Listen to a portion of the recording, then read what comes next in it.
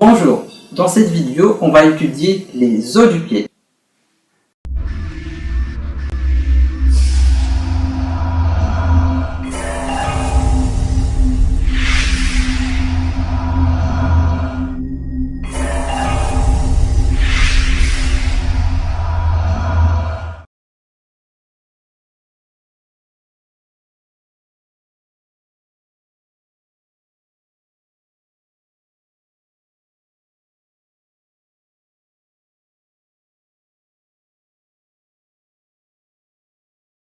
Le pied est un ensemble articulé de 26 os, répartis en 3 groupes.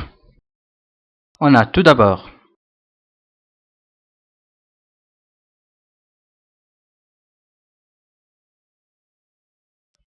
le tarse,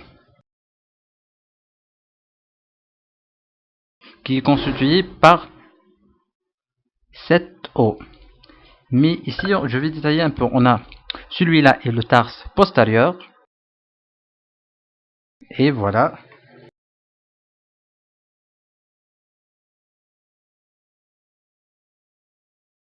Celui-là est le tarse antérieur. Ensemble, donc, le tarse antérieur et le tarse postérieur forment ensemble le tarse qui est en tout constitué de 7 os. On a ensuite le métatarse qui est composé par 5 métatarsiens. Et finalement,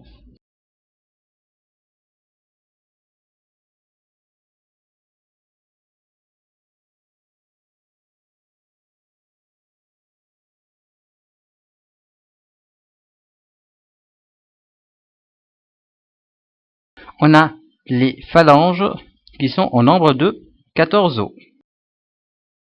Concernant l'orientation,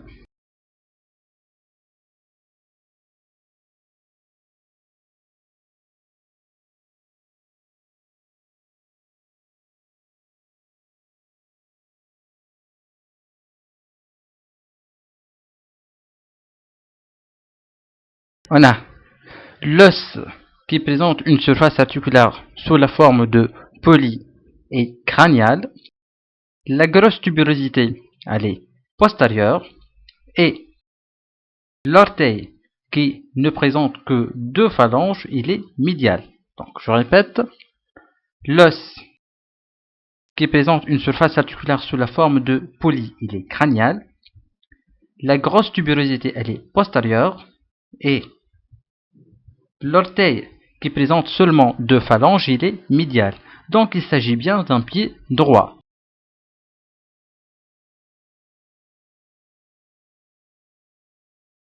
On va commencer notre description par le tarse.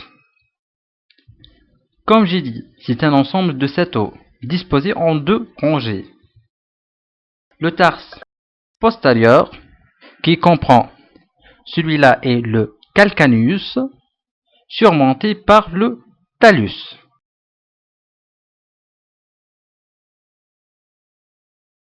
On a ensuite le tarse antérieur, qui comporte latéralement le cuboïde et médialement le naviculaire. On l'appelle naviculaire car il a la forme d'un navire.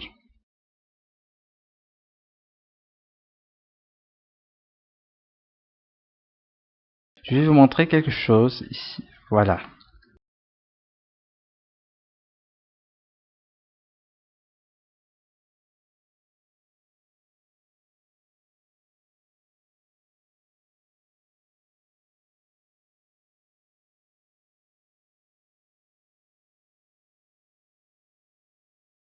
Celui-là, on a dit qu'il s'agit du naviculaire.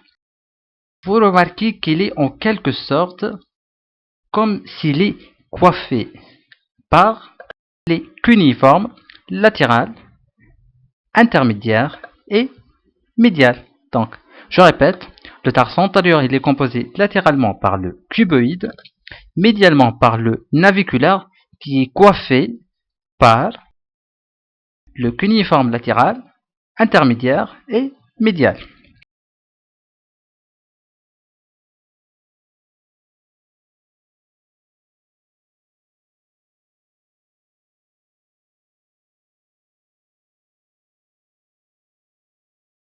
On a fini avec le tarse. On va ainsi passer au métatarse.